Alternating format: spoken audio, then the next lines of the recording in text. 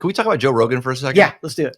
Why do you think, and this is something like I'll see people bash Joe Rogan a lot, and it's almost always sort of the clickbait headline to bash Joe Rogan, whatever. And I don't like, if you actually listen to what he says or actually listen to any of his podcasts and not just how something's sort of framed, like he's a knowledgeable guy. I liked him as a stand-up comic prior to him being, the giant podcaster, but I don't understand, I guess. I don't understand why he gets so much pushback when he has people on from all scopes. You know what I mean? What's your thoughts? Yeah. So it was the media and dissemination of information was so controlled prior to podcasting and everybody just being able to say their thing. And he got a platform that diminished the reach of the other professional media people. So that's number one, is you created an enemy because you created a product that people liked better, had a larger audience, and was not controllable by forces telling you what you had to say and wouldn't say. And it can't be sculpted by some master behind the scenes. He does what he feels like doing. Yeah. And I don't think people that they just like people are pushing that RFK is not a doctor. They want a master. They want an authority to be in control of that information, especially when it means that authority will say things you like to hear. When there's a non-authority talking about things and they're saying stuff that you don't like to hear, that's when you're like, we got to uproot this person who shouldn't have the license to be able to talk right now. And let's get back to a professional person who's polished and well-crafted and manicured. This whole media thing, I think in the end, consumers win and the establishment loses, but it's just taking a really long time till we warm up to that.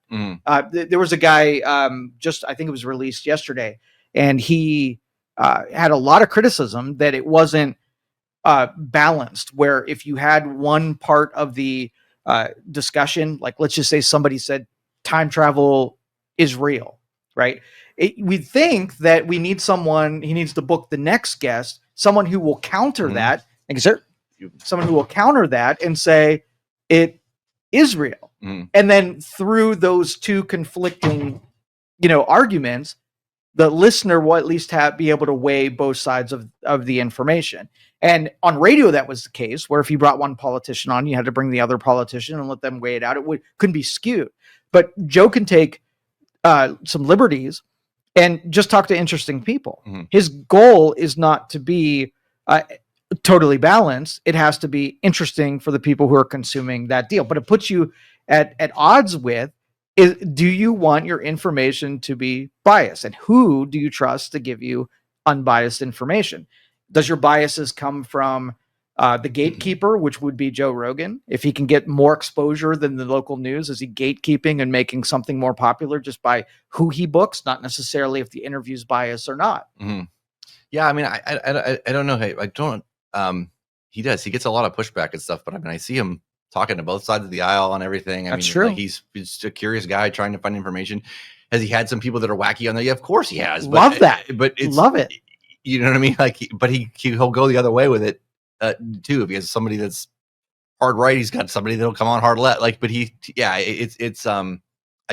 don't get why he gets lumped in and like, so when I see him get sort of criticized, I just don't think people are actually listening to what he's saying or actually listening to the full form or whatever, or they're taking snippets to kind of that fits their, Yeah. And he is not a hard right guy. He's not a right guy at all.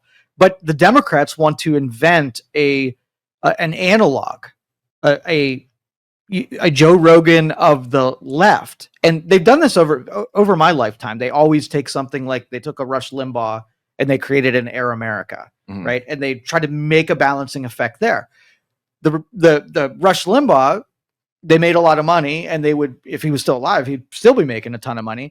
The Air America struggled to even be relevant because what they think the public needs, they don't need indoctrination. They don't need people telling them how they feel. The Joe Rogan model is, it's just people who have something interesting to say, regardless of what part of the playing field.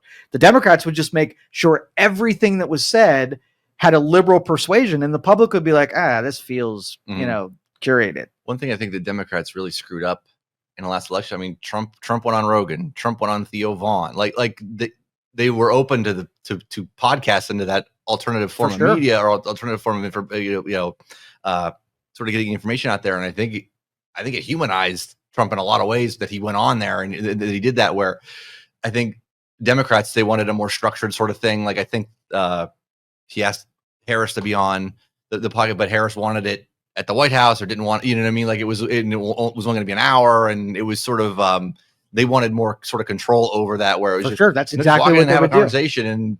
And so, yeah, I think that's something that the Democratic Party needs to work on. I think just be more transparent and be more open to these genuine. Yeah. So if your dude's an idiot, or your dude can't speak, or your dude is brain deficient, right? At least the authenticity comes through in Joe Rogan. It would not come through if Kamala did Joe Rogan and it was based on Joe Rogan's regular rules. I think she would have done pretty well. I think she would have too. Yeah. I think when she tries to talk politics, she's very unlikable. She can't articulate her positions. But I think if he would dig down and find out what Kamala's all about, right? Yeah. And I think if he ever got her on that level, she would have her likability would have went through the roof. Yeah, I agree. I agree 100%.